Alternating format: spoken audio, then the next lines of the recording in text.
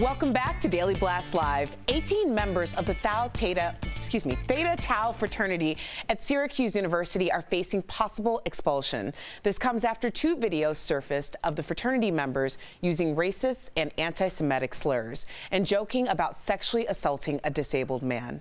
Warning, this video contains some disturbing content. Wheelchair Yankee.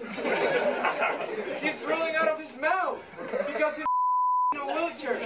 So the hole is already very lubricated.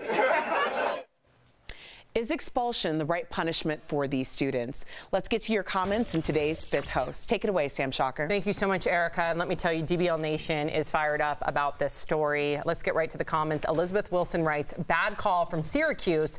And Ethan Halhowski writes, I believe we should tolerate hate in our society. This is the real world. Interesting. Completely agree.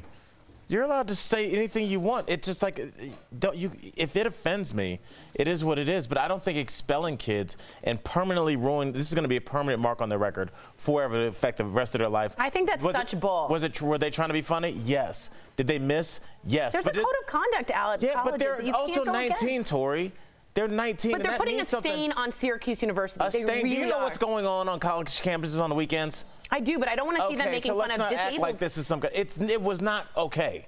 The jokes were not okay, but I don't know if we need to ruin their life, because we'll move on from this, and for the rest of their life, they'll have been expelled, and it might change the rest of their life. So then what's the deterrent from another frat from doing this? If they don't maybe say expulsion from the fraternity. They already have disbanded the fraternity. Okay. Theta Tau is out. But if you have a code of ethics and you have a private university, you absolutely have to uphold to that. Speaking of private, I think it might have been somewhat of a private conversation, because sometimes people do say things behind closed doors that they don't mean for other people to hear. But should they be kicked out of college for that? You're representing Syracuse in that fraternity. You got to be careful about anything, social media, etc. They absolutely should be expelled. Let's get one more comment in here. Annie Bloom says, why would a fraternity make someone say that? They deserve every punishment they get. I'm with Tori on this one. Not only are you an example to that university, but there's something very frightening to me when you see, it's almost this mob mentality of them. And if we don't, yes, it affects them, but if you can't make an example out of them, I'm afraid that it's not going to affect the other fraternities and the other sororities, because that mob mentality is contagious and words can soon lead to action. You don't think that getting kicked off